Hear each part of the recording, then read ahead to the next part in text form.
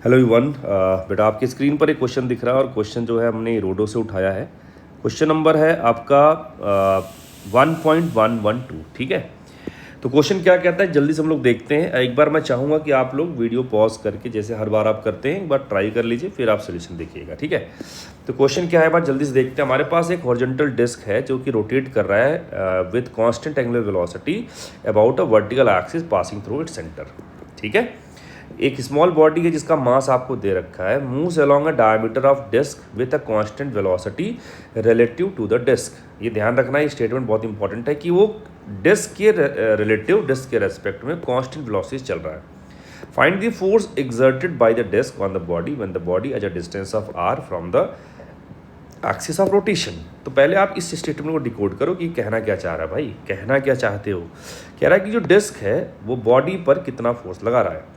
तो डिस्क और जो पॉइंट मास है इनके बीच में जो भी फोर्स आएगा वो कॉन्टैक्ट टाइप का फोर्स है। उसके दो कंपोनेंट है बेटा, फ्रिक्शन और नॉर्मल। बोलो, तो आई थिंक इतनी बात आपको समझ में आती है। भाई दो बॉडी कांटेक्ट में है तो जो भी फोर्सेस लगेंगे वो तो क्या ही है, वो आपका कांटेक्ट फोर्स ही होगा। बाकी एमजी तो एक्सटर्नल फोर्स हो गया ना बेटा, जो अर्थ लगा रही होगी इस पर। मैं ठीक है सर, तो चलिए हमें बेसिकली कांटेक्ट फोर्स निकालना है इसमें। तो अब यहाँ पे एक बहुत इंपॉर्टेंट चीज़ ये है कि इस लाइन का पहले इसको डिकोड करा जाए कि ये क्या कह रहा है। अगर मान लो आप डिस्क पे बैठ गए, ठीक है, और डिस्क के साथ साथ ही आप घूम रहे हो। मान लो एक ऑब्जर्वर है जिसकी मुंडी वैसे ही घूम रही, उसी ओमेगा से घूम रही जैसा कि ओमेगा डिस्क का है इस एक्सिस के अबाउट। तो उसको क्या नज़र आएगा, उसको ये नज़र आएगा कि जो पार्टिकल है वो स्ट्रेट लाइन में चलेगा, क्योंकि इस ऑब्जर्वर के रेस्पेक्ट में इस पॉइंट मास का वेलोसिटी कांस्टेंट है। और कांस्टेंट वेलोसिटी अगर किसी फ्रेम से है मतलब उस फ्रेम से वो स्ट्रेट लाइन में मोशन करेगा। सही बात है। मैं कहा ओके सर। अब चूंकि आपका ऑब्जर्वर का फ्रेम जो है वो नॉन इनर्शियल रोटेटिंग है तो आपको स्यूडो उसी के अकॉर्डिंग लगाना पड़ेगा स्यूडो फोर्स। तो रोटेटिंग फ्रेम में 3 स्यूडो के कंपोनेंट आ सकते हैं। मैंने बोला आ सकते हैं, वो आ सकते हैं, अभी थोड़ी देर में समझ में आएगा आपको कौन कौन से आएगा सर। एक सेंट्रीपिटल के corresponding M R omega square, ये बाहर की तरफ आएगा। सेंट्रीपिटल हमेशा सेंटर की तरफ लगता है, ये बाहर की तरफ लगेगा। ये क्या है, R into alpha, M R alpha. ये टेंजेंशियल जो हमारे पास एक्सेलरेशन होता है या फोर्स होता है उसके करस्पॉन्डिंग उसके ऑपोजिट लगेगा। अभी हम उसको देखेंगे। यहाँ पे क्या लिखा है, इसको हम लोग कहते हैं कोरियोलिस कंपोनेंट ऑफ फोर्स। फिलहाल के लिए इसको आप ध्यान में रखेंगे। एक बार जेई में एक पैराग्राफ देके, पैसेज देके उसने क्वेश्चन बना दिया था। ऐसे क्लियरली मेंशन नहीं है जेई के सिलेबस में कोरियोलिस, बट अगेन एक बार पूछा जा चुका है तो ये इंपॉर्टेंट है, आप ध्यान में होना चाहिए। तो ये हमारे पास जो तीसरा कंपोनेंट है वो -2m ओमेगा क्रॉस वी है।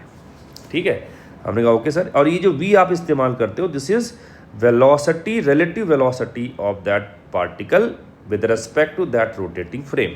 ठीक है जी।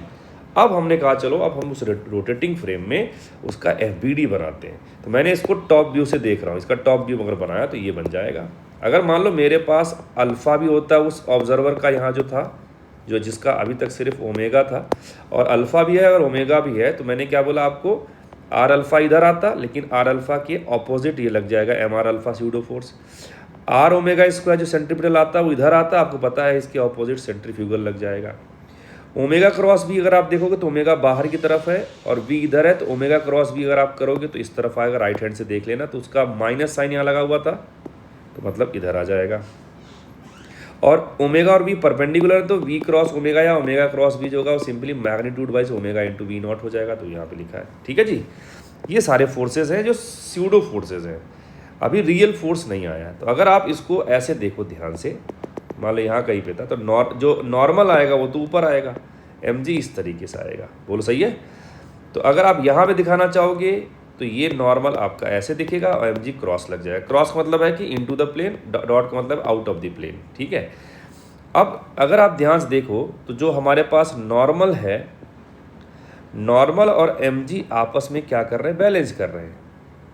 अगर यहाँ पे डिस्क बनाते हो ऐसे, यहाँ कहीं पे है ये, तो नॉर्मल और mg आपस में क्या बैलेंस हो रहा है। बाकी फोर्सेस तो ठीक ही है, तो नॉर्मल mg के बराबर हो गया। और ये जो दो फोर्सेस हमारे पास दिख रहे हैं भाई साहब, कौन कौन से, ये वाले और ये वाले, ये इसी प्लेन में लग रहे हैं, डिस्क के प्लेन में लग रहे हैं। तो ये कौन प्रोवाइड कर रहा होगा, ये फ्रिक्शन प्रोवाइड कर रहा होगा। इनका जो भी रिजल्टेंट इधर आया है उसके ऑपोजिट कौन लगेगा, फ्रिक्शन लगेगा, है कि नहीं।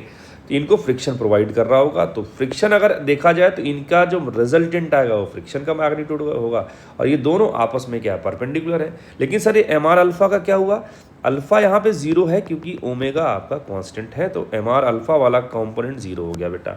तो सिर्फ यही दो लोग बचे, तो ये आपस में परपेंडिकुलर है सर, तो रिजल्टेंट जो आएगा वो क्या आएगा, अंडर रूट में इसका स्क्वायर प्लस इसका स्क्वायर आ जाएगा।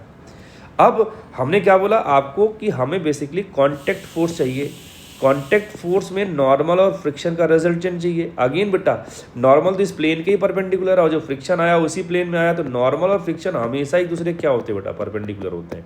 तो इनका मैग्नीट्यूड लेने जाओ तो क्या हो जाएगा, नॉर्मल का स्क्वायर प्लस फ्रिक्शन का स्क्वायर, फ्रिक्शन का स्क्वायर करोगे तो इसका स्क्वायर आ जाएगा, और नॉर्मल तो mg के बराबर था वही आ गया।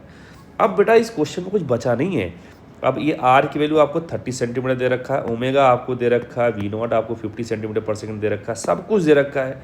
आपको बस बेटा वैल्यू पुट करना है और आंसर निकालना है। आई होप आपको सारा पॉइंट समझ में आया होगा। मिलते हैं बेटा नेक्स्ट वीडियो में, तब तक के लिए बाय बाय, सी यू, जय हिंद।